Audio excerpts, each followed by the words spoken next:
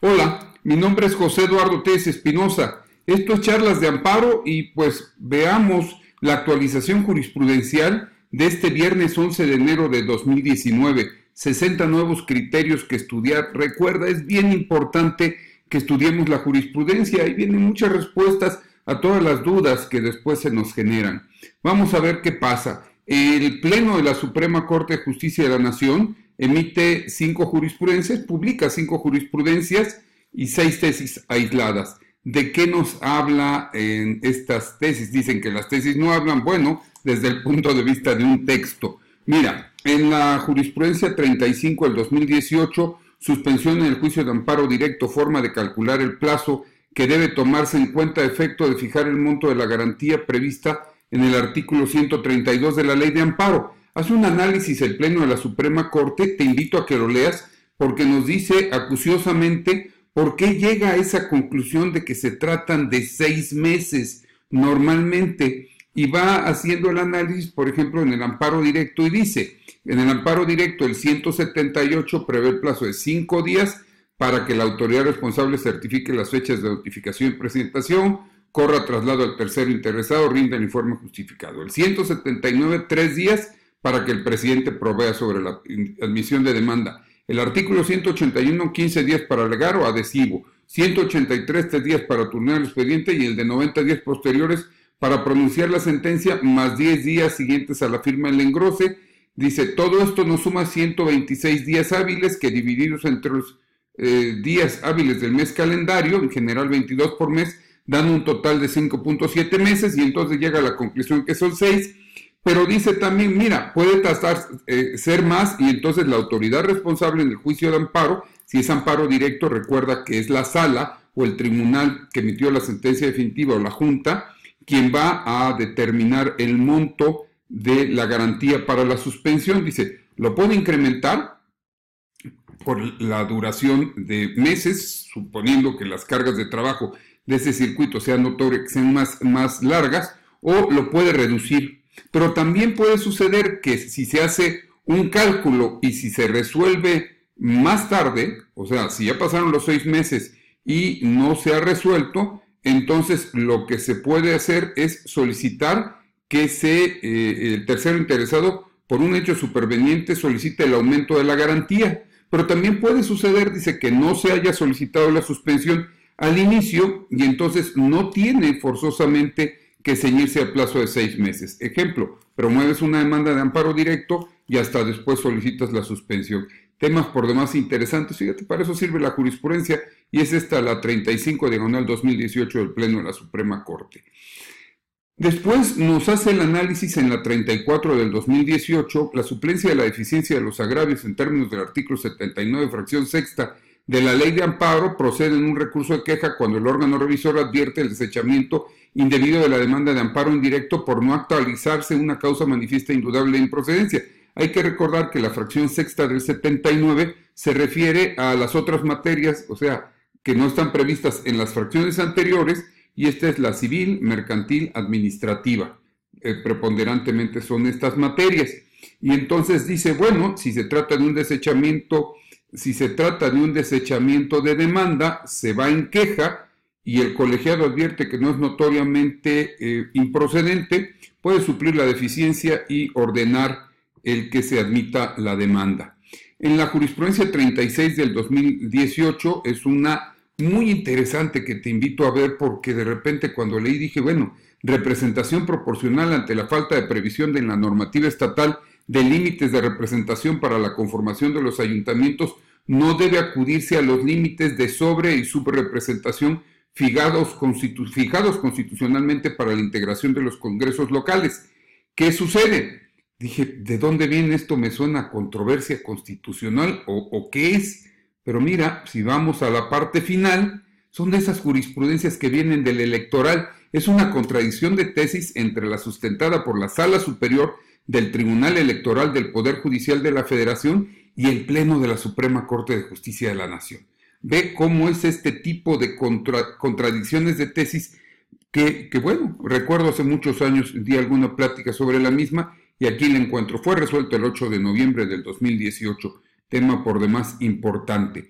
En tanto, en las tesis 7, 6 de Romano, hace referencia a la presunción de inocencia en su vertiente de estándar de prueba, contenido de este derecho fundamental y condiciones para estimar que existe prueba de cargo suficiente para desvirtuarla, y nos hace el análisis acerca de qué se requiere para que se pueda desvirtuar la presunción de inocencia, algo similar en lo que pasa en las tesis 5, 8 y 4, todas del 2018, tesis aisladas, en donde nos hace el análisis del indubio pro reo y cuál es la interpretación del concepto duda asociado a dicho principio, y este principio goza de jerarquía constitucional al constituir una regla implícita de la presunción de inocencia, y cuáles son las obligaciones que impone este principio a los tribunales de amparo.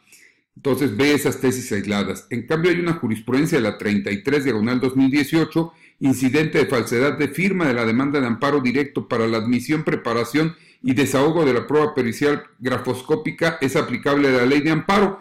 En esta jurisprudencia el Pleno nos dice que no tenemos que aplicar el Código Federal de Procedimientos Civiles, y es una contradicción de tesis que vale la pena que tengas en cuenta.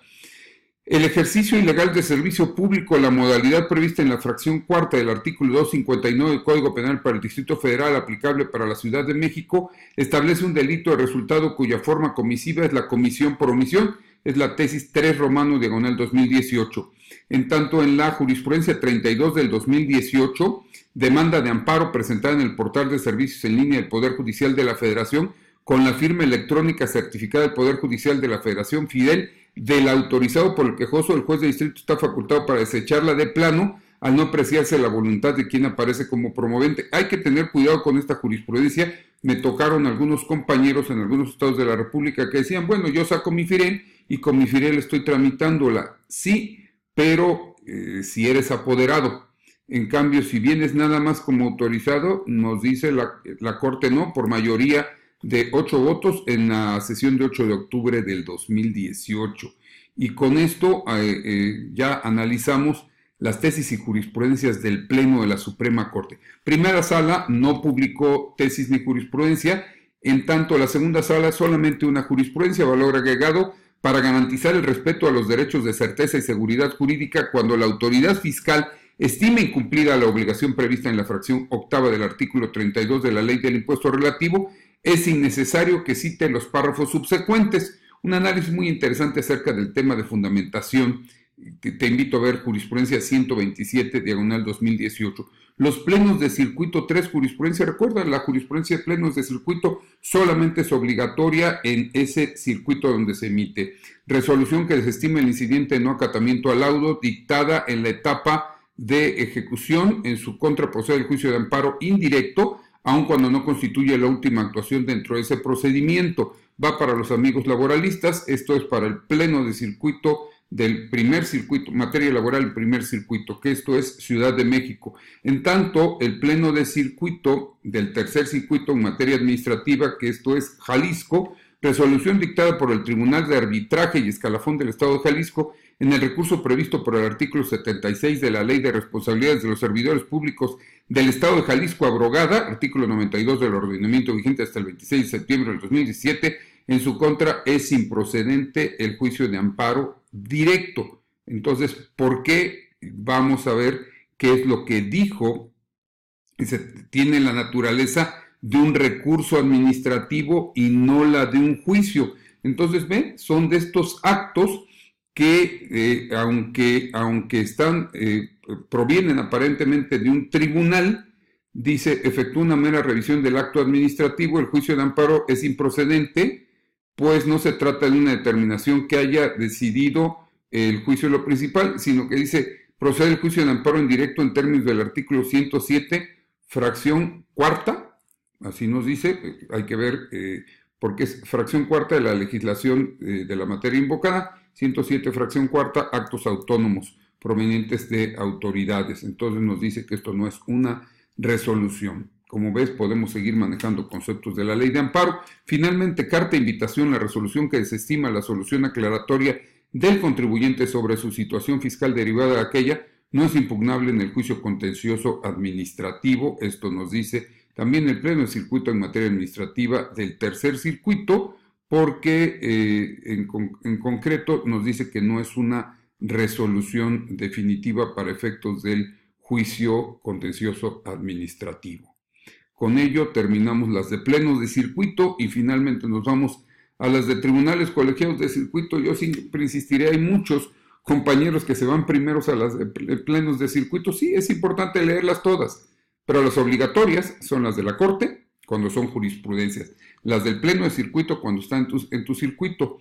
Y ahí pues ya viene una serie de criterios que te invito a que vayas leyendo paulatinamente. Hay un tema muy interesante acerca del alcance de las suspensiones de plano cuando los jueces resultan incompetentes, temas relacionados con el derecho a la salud, temas relacionados con garantías, sentencias dictadas en el juicio contencioso administrativo. Los delegados de la autoridad responsable nombrados en términos del noveno carecen de facultades para emitir el acto por el que pretende llevar a cabo su cumplimiento. Una tesis interesante del 17º circuito, en donde pues desde luego pues, los delegados no son la autoridad, solamente son los que lo representan para efectos del amparo, pero no pueden ya dictar el acto. Y así, publicitación vecinal, una tesis muy interesante, te la invito a ver. Esta es del primer circuito, pruebas confesionales, procedimientos seguidos por prácticas monopólicas, peligro de vida que implica, las medidas de protección, incidentes en el juicio de amparo. El juez de distrito tiene la posibilidad de resolverlos de plano sin necesidad de tramitarlo.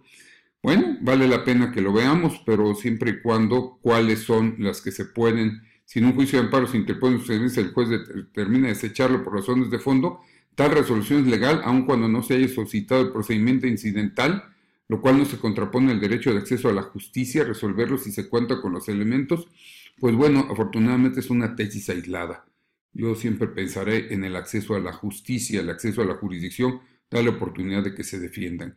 Y finalmente, pues son los últimos: acción pro forma, ofrecimiento de trabajo, agravios inoperantes. Te invito a leer una por una de estas tesis, entra al link respectivo y después te invito siempre, hay que ver ejecutorias dictadas en controversias y acciones de inconstitucionalidad, no hay publicación.